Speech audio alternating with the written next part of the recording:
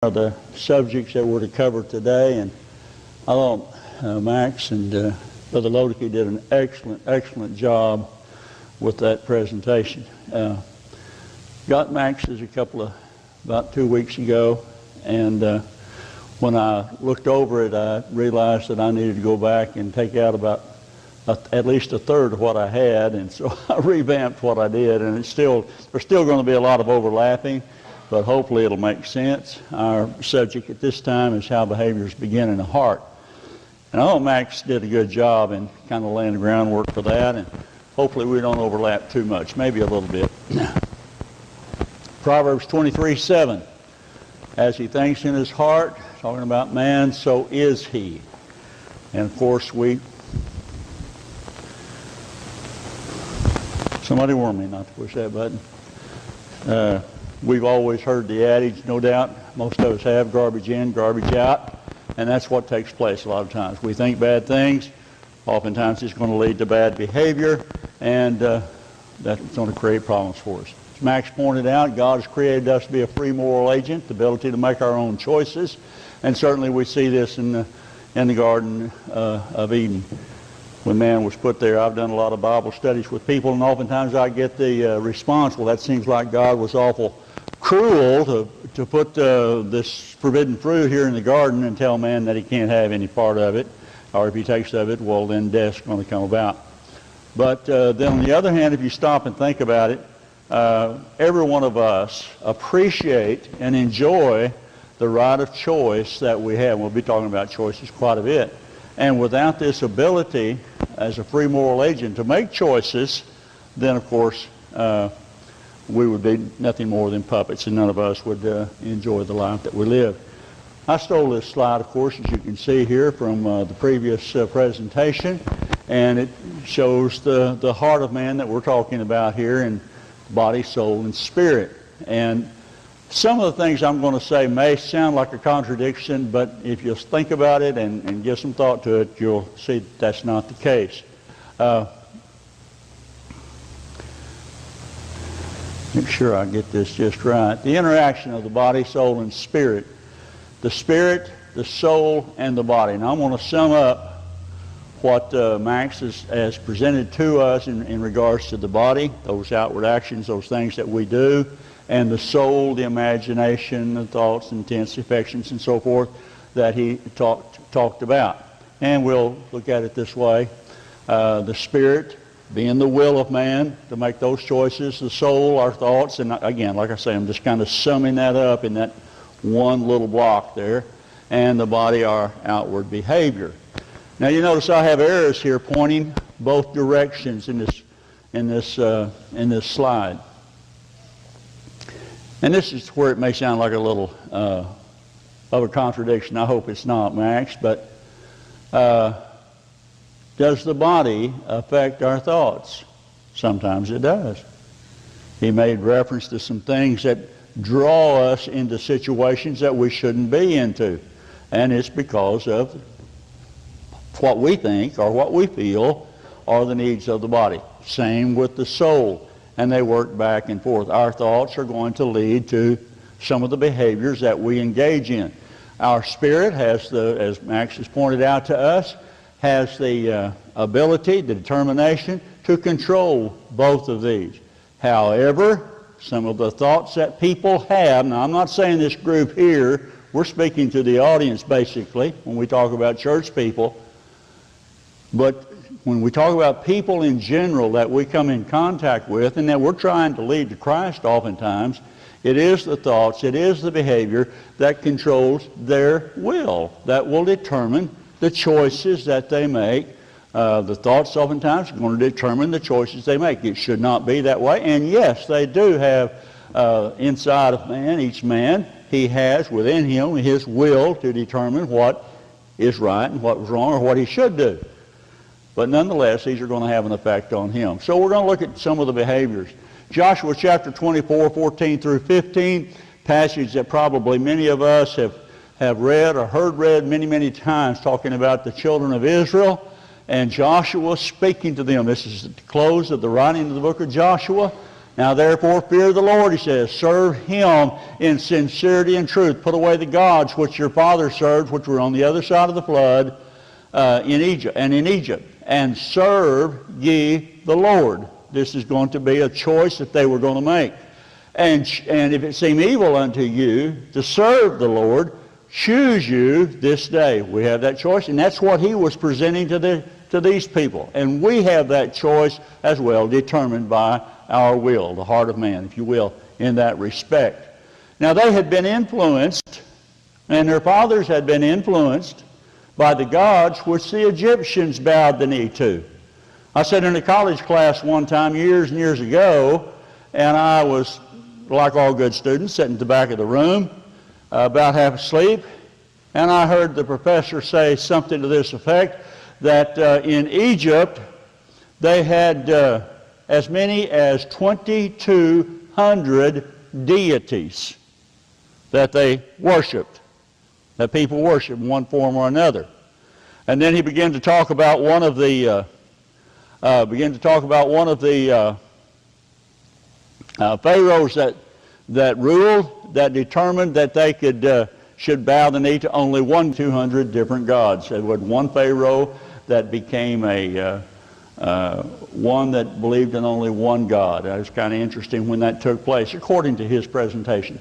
Nonetheless, back to they had a strong influence on them. They also had the influence of where they were living and the land that they were occupying. All of these things affected, no doubt, their emotions, no doubt a lot of things that could affect their choices, but it was their will that was going to make that determination. And that's what he's referring to. He said it's going to be up to you to choose. 1 Chronicles chapter 28 and verse 9. As for you, my son Solomon, this is David. He has many sons, but Solomon, of course, is the one that's going to take the throne after his departure. And so he's speaking to him. He says, as for you, Solomon, know the God of your fathers and serve him with a loyal heart and a willing mind. I put the word spirit there, but a willing mind, talking about that will of the inner spirit that we have. For the Lord searches the hearts and understands all the intents and thoughts. If you seek him, he will be found by you, but if you forsake him, he will cast you off forever. Another passage, Psalms 119, 29 through 32. Remove from me the way of lying, and grant me your law graciously. I have chosen the way of truth, your judgment. And he continues on. It's our will. Hebrews chapter 11, verse 24. Max referred to referred to Moses.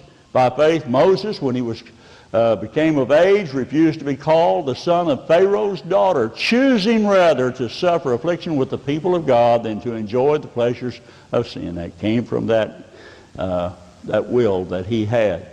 Again, Moses influenced by a lot of factors that were around him, but he had that he was to choose from. And of course he was influenced also, no doubt, by his mother, which was part of his bringing up.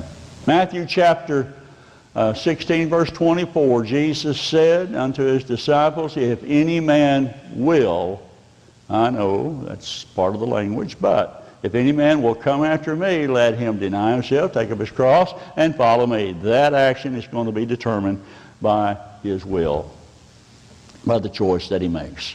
So the hard problem of sin is ultimately up to you and I. It's up to us, the choices that we make.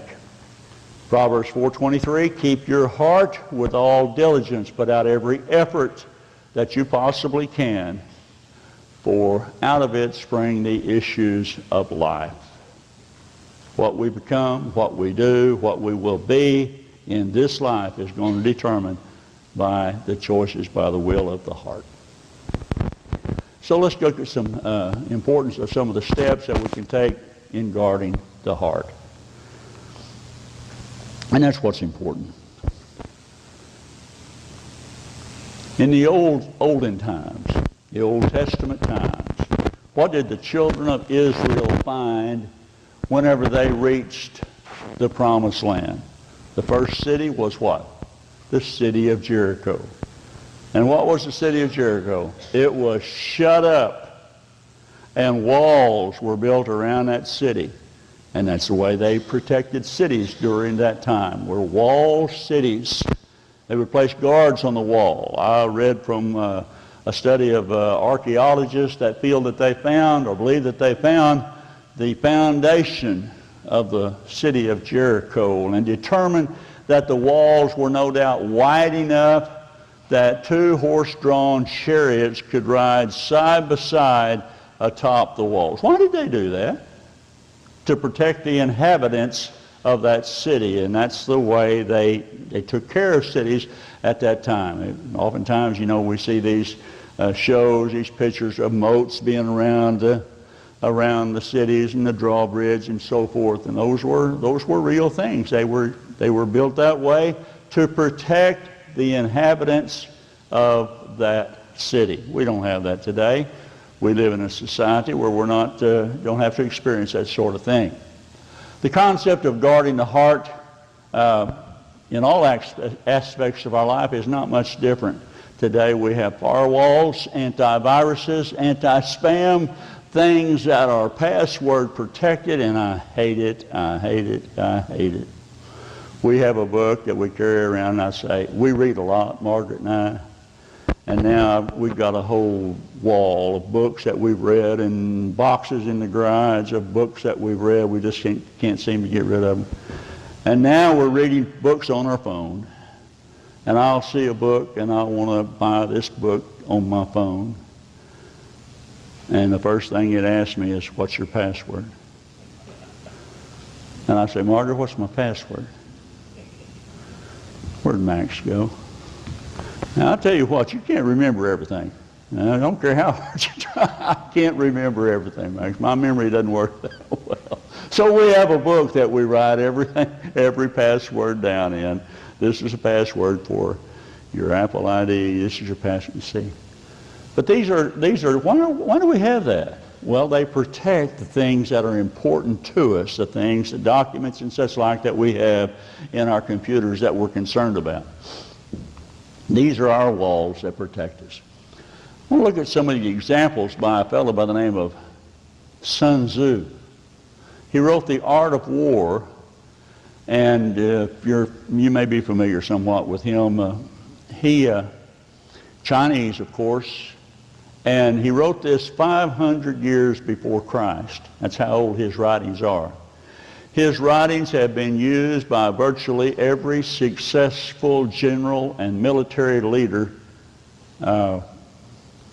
since, I guess, because he wrote so many logical things in regards to attacking and taking an enemy and so forth.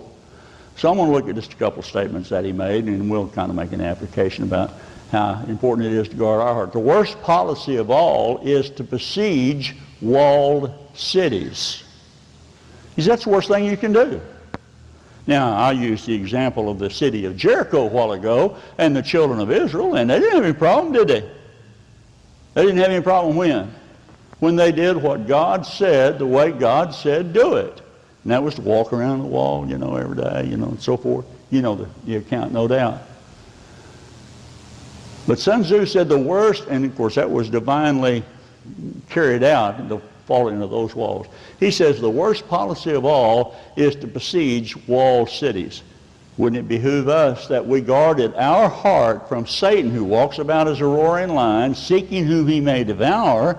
Wouldn't it behoove all of us to guard our hearts with the same tenacity? Sun Tzu also said in his Art of War, if you know your enemy and know yourself, you need not fear the results of 100 battles. If you know yourself and not your enemy, for every victory gained, you will also suffer a defeat. If you know neither the enemy nor yourself, you will succumb in every battle. Now, you're ready to go to war, aren't you? See? You know what? You know when this was one of the times, I hate to do this, but you know when one of the times they deviated from this?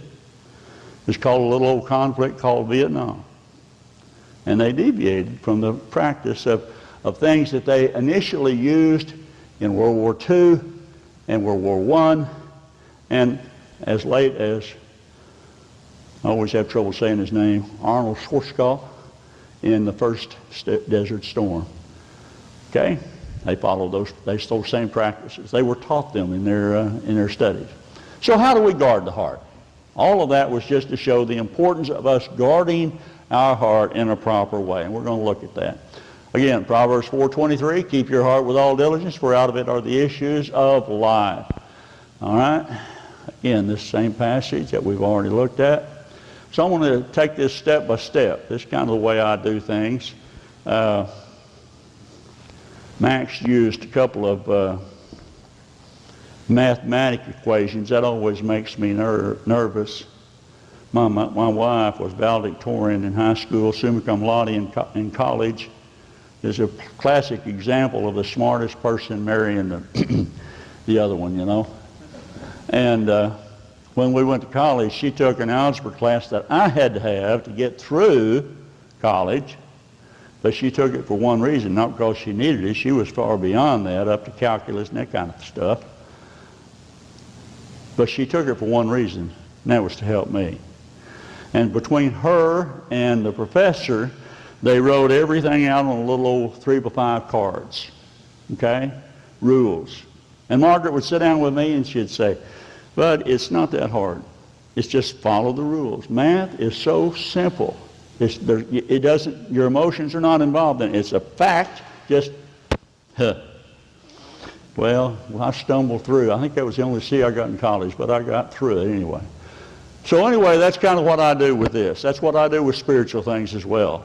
I write them down on cards, things that I need to know, or what I encourage people, if I might be counseling with them, if they're struggling to overcome a particular sin problem in their life, here's some steps that you can follow. Follow the steps, and eventually it will become a pattern for you and a behavior that's natural for you.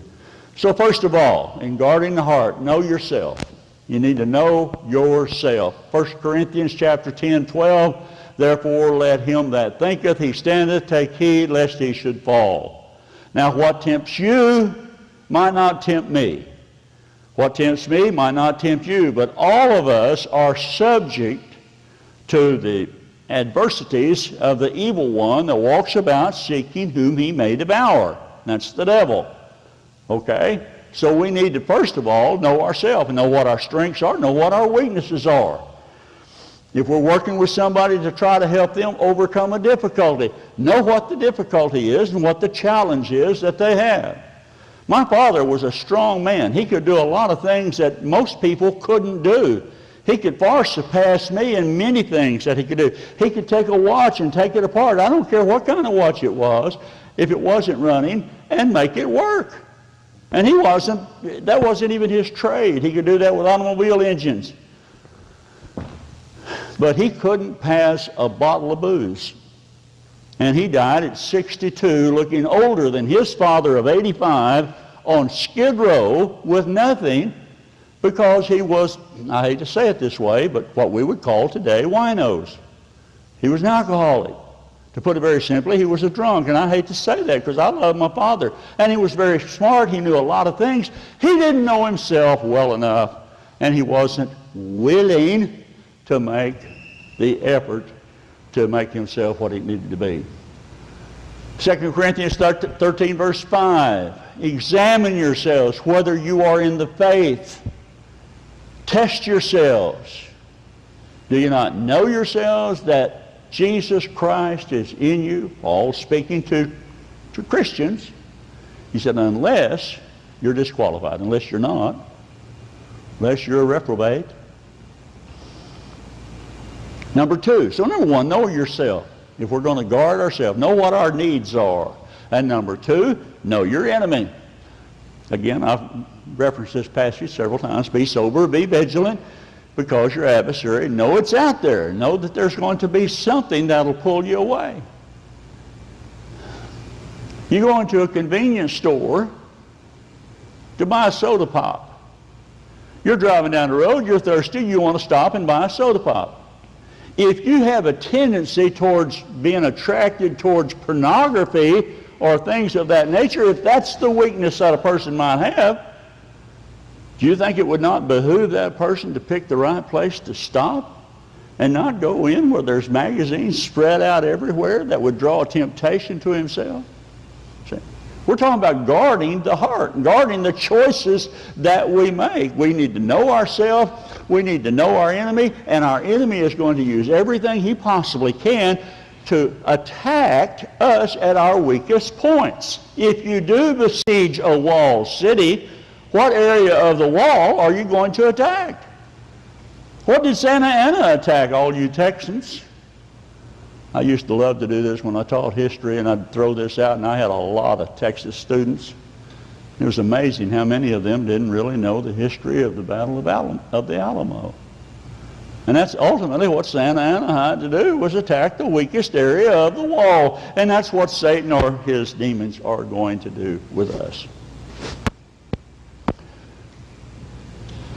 Know your enemy. Such are false apostles. This is the Apostle Paul. He's been talking about the battles that he has had, or that he addressed. He talked about he's going to talk about in this next chapter. He's going to lead up to this, the thorn in the flesh that he dealt with.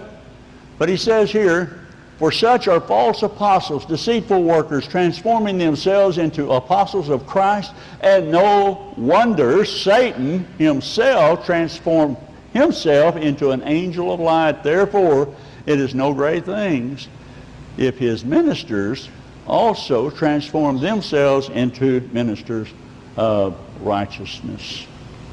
Know yourself, know your enemy. And then thirdly, of course, set a proper guard for your heart in regards to what needs that you might have.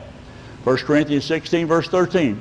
Watch, stand fast in the faith, be brave, be strong.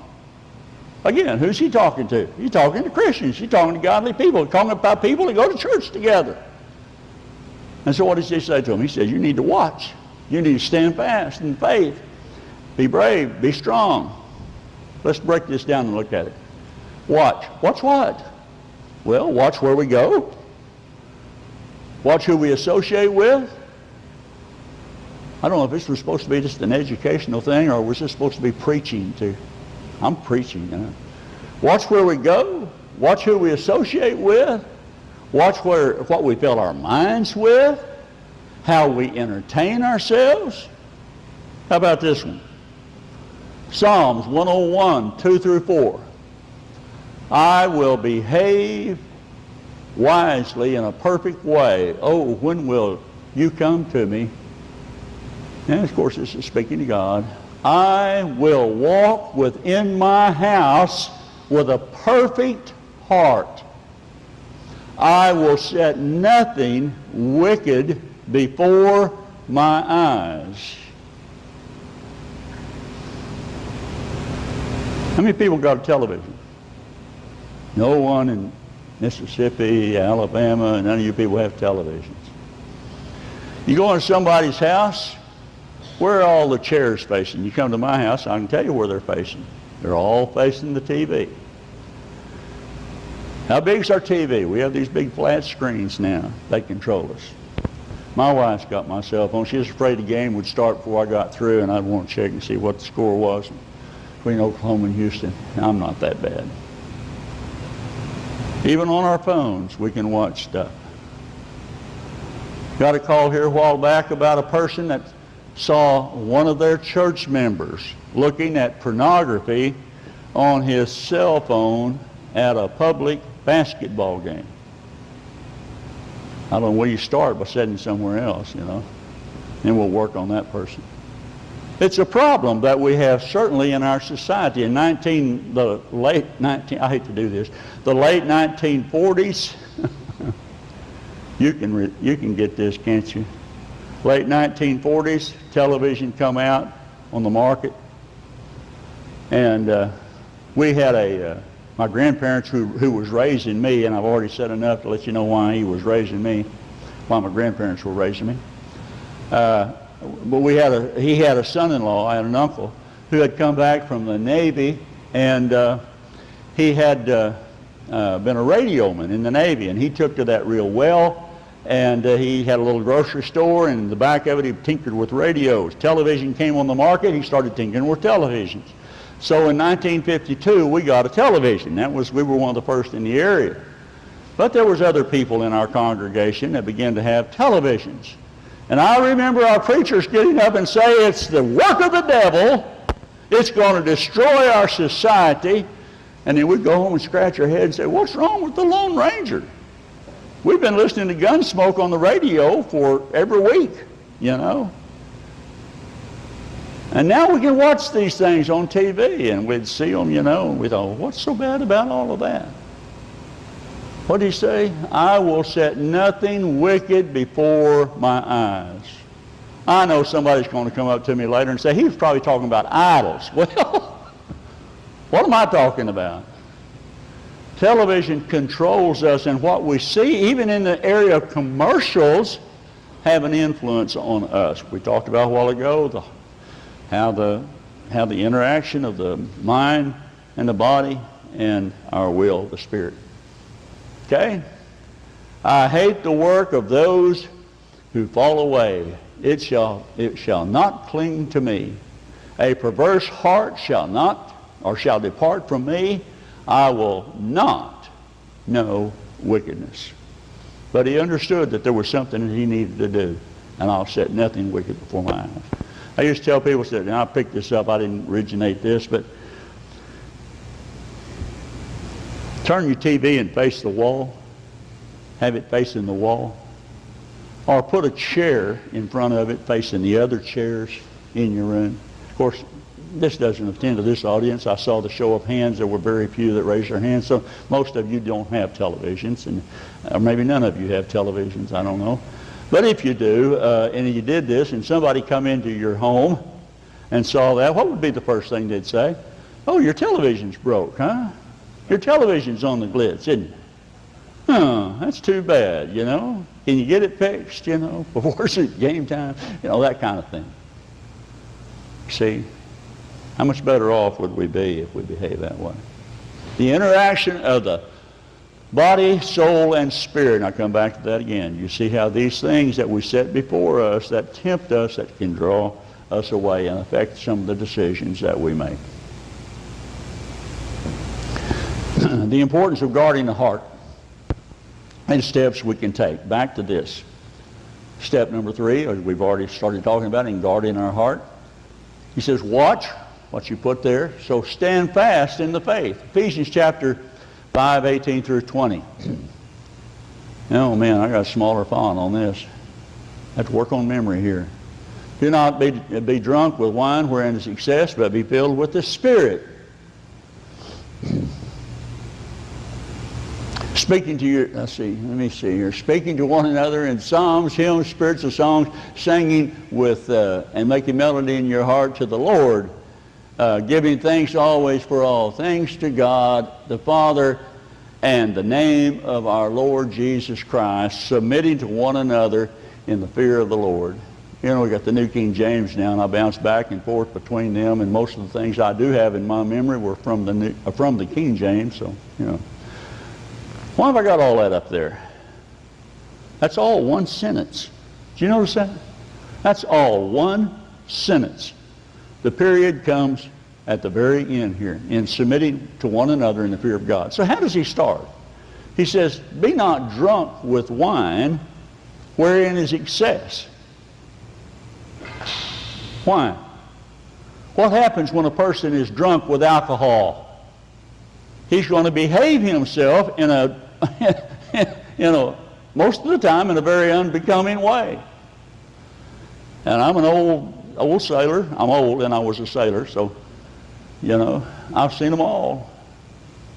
Some guys would get drunk and they'd come back on the ship and everything was funny. I mean, everything was funny. And they just laughed. And they were so, you know.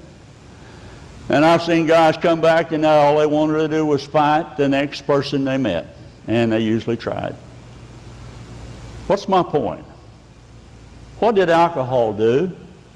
It affected the kind of person that they was. So he says, be not drunk with wine, wherein is excess, but be filled with what? The Spirit. What happens when we're filled with the Spirit of God? Max presented it very well to us. What happens when we make a choice to fill ourselves with the Spirit of God? By following His will, His words, His teachings. What happens to us? It affects our behavior. It affects our thoughts. It affects the way we are. It's the way we guard ourselves. My dad, I've already explained enough to you about my dad. To kind of give you an idea of some of the problems he had. In between those problems, he would come to our house, and as we were raising our family, and we'd get him back on his feet for a while until he got to a point where he felt like he could make it on his own again, and he'd take off. There was a rule: you can't drink while you're at our house. You know, our kids loved him. And we did too. He was a lot of fun, and he fixed everything we had all the time. Nothing was broke. One time my grandparents, who raised me, came over and had church with us, and we had a gospel singing that afternoon. Building's usually full, and my granddaddy loved to sing. And we had ate a big dinner. It was just a little bit till singing. And my granddad said, boy, I could just as easy go out there on the porch and lay down in the shade and take a nap as to go to singing. I am so sleepy after eating that big meal. And my dad, which just loved to jab, said, well, why are you going? And my granddaddy just made this statement. I've heard him make it 100 times, to keep up the spirit. It's just one of those expressions that he made. You know what? We went to singing, and we had a ball, and we loved it. Speaking to yourselves in psalms, hymns, spiritual songs, singing, making melody in your heart to the Lord. It made us thankful for what we had, and we gave thanks for the blessings that we had. And it reminded us how important it was to be submissive to one another. That spiritual behavior that we were to engage in. Stand fast in the faith. Be filled with the Spirit of God. Let it guide you. A lot of passages I could use, but I thought that might help us. That's going to influence our behavior, just like alcohol will influence the behavior of the person that... Oh, by the way, let me back up here. A few years ago, I got a call.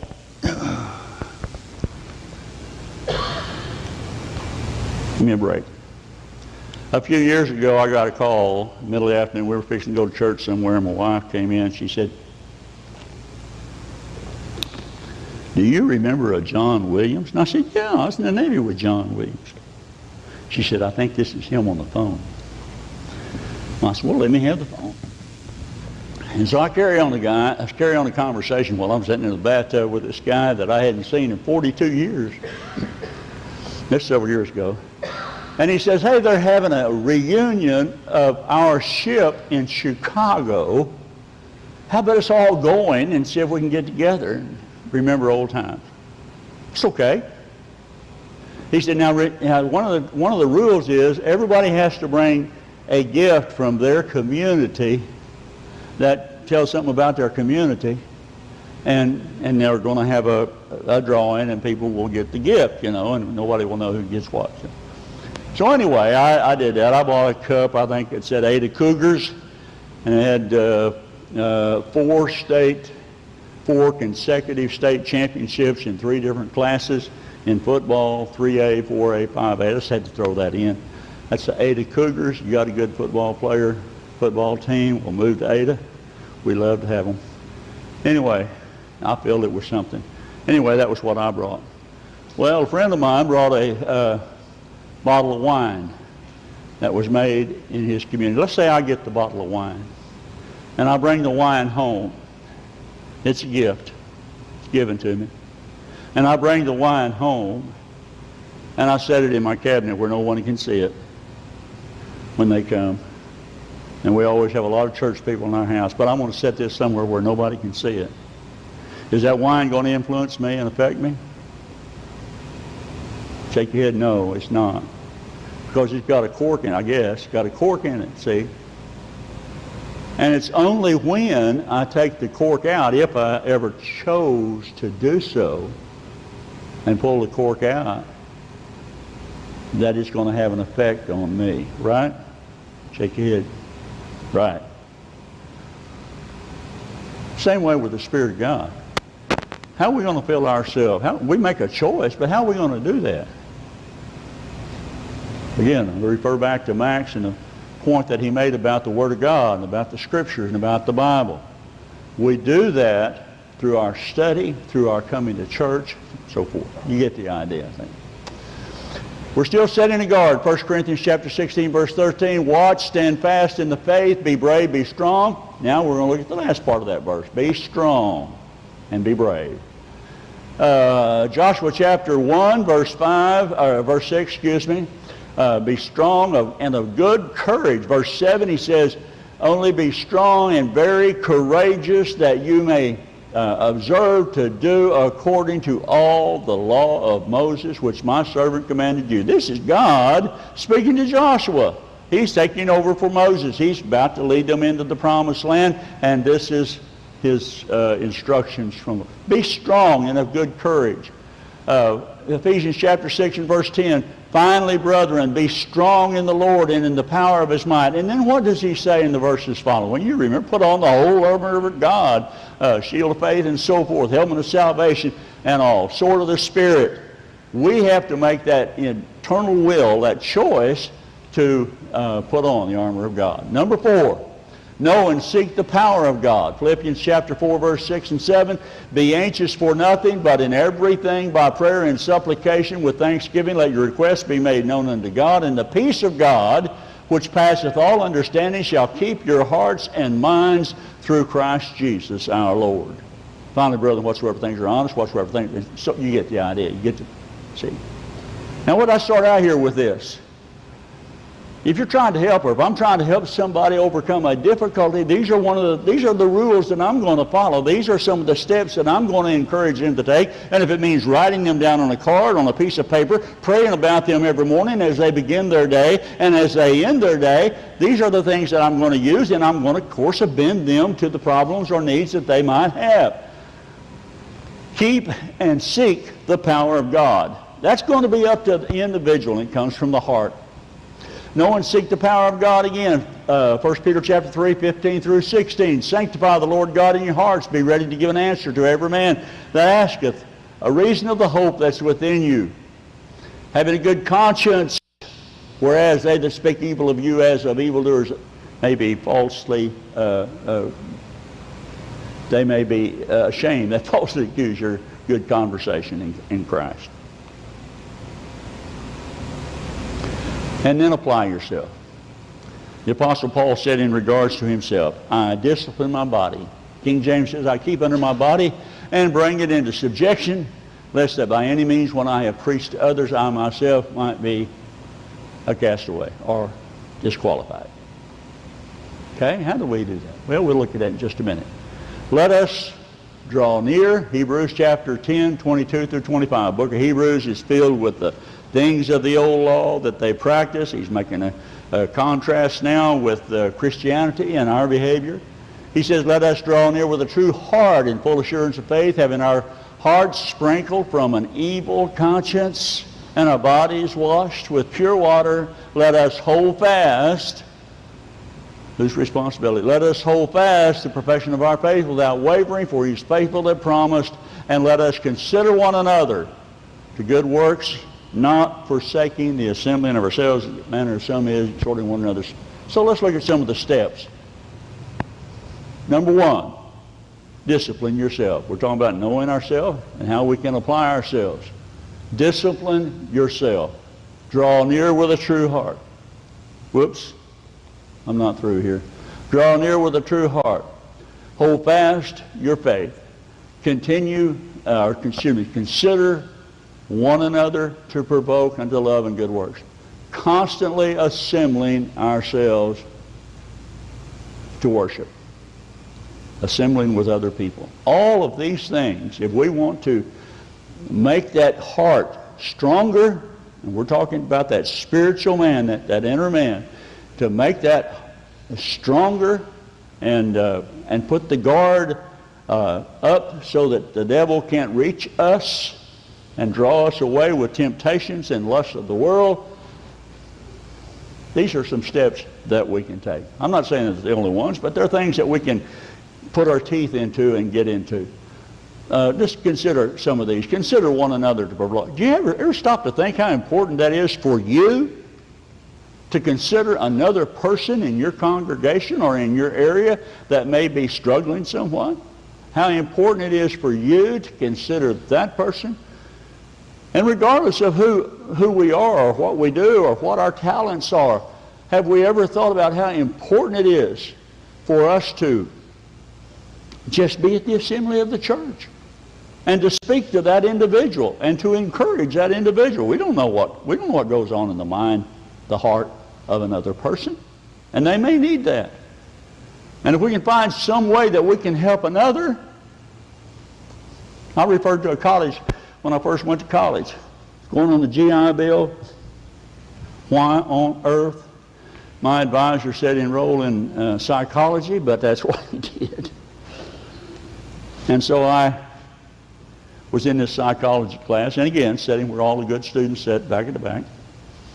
And I'm older. I've been in the service and been out and worked for about 8 years in the machine shop, and saw a lot of young guys, young people sitting in front of me. And at the end of class one day, he said, folks, he said, we've got some people that's really struggling with their with this course in this class, and I need some tutors. I need some people to volunteer to tutor these that are really struggling. And then a buzzer sounded, and I'm making for the door, and he said, Mr. Jones. And I thought, oh no, he's found a tutor for me, and he's probably 18 years old, 10 years younger than me. Oh no. I turned around and he says, I'd like for you to be a tutor to help some of these young people. And I know I had the wildest look on my face. I almost passed out, and I said, you've got to be kidding me. I said, have you really looked at your grade book correctly? And he said, I know you're challenged. He said, I know that. But he said, there's nothing in the world that's going to help you be stronger in this class than you trying to help somebody else. You see the point? Consider one another and consistently assemble for worship. Hold fast our faith. And then finally, last of all, and I'll do this very quickly, God always knows the condition of our heart, and we need to remember that. 1 Samuel chapter 16, verse 7, Samuel is going to the house of Jesse to pick the next king over Israel. Israel demanded a king. They gave him Saul. That didn't work out. So now he's going to go to the house of Jesse. There you'll find a king. So he goes to the house of Jesse, and 7 of Jesse's sons are paraded before Samuel, and that's not none of them are the one.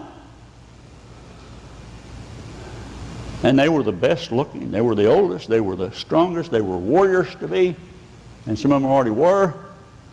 But this 8th son was chosen, and the statement that we have, the Lord does not see as man sees, for man looks on the outward appearance, but the Lord looks on the heart. And he saw within David the heart of one that would give himself to God.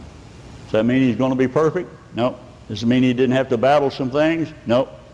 Does it mean he's going to make some mistakes? Yep. And all you have to do is just read a little bit, and you see that David did. Revelation 2:23, I will kill her children. This is talking about one of the churches of 7 churches of Asia there.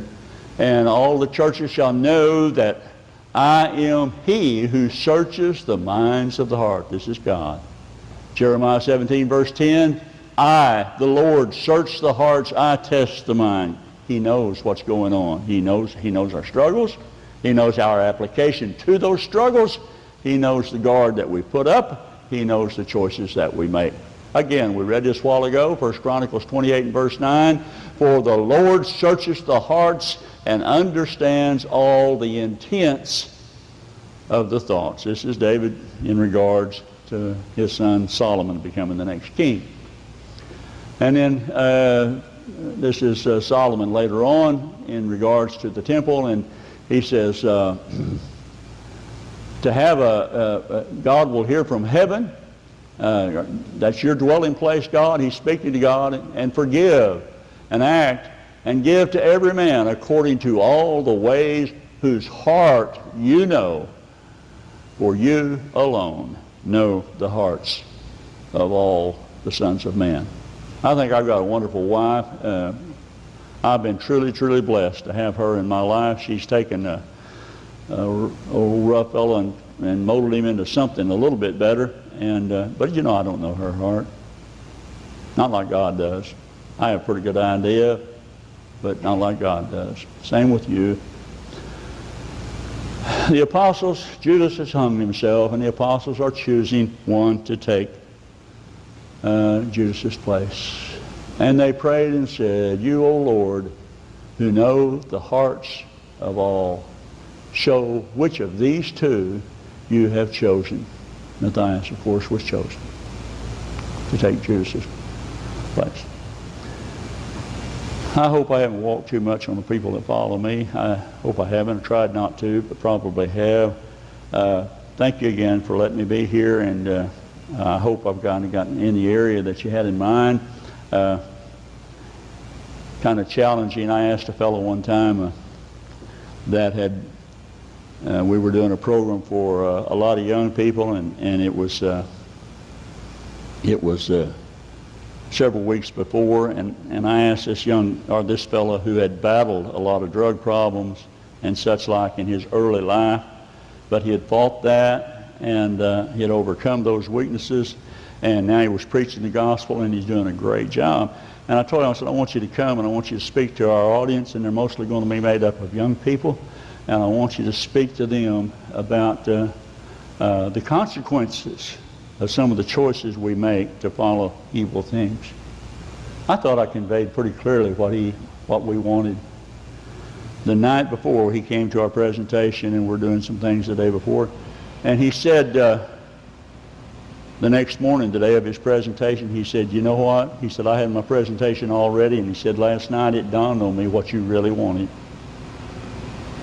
He said, I didn't understand. Sometimes, you know, I've been asked to speak on subjects, and we get up and we speak on these subjects, and they said, that's not what we had in mind. So I don't know if I give you what you had in mind or not.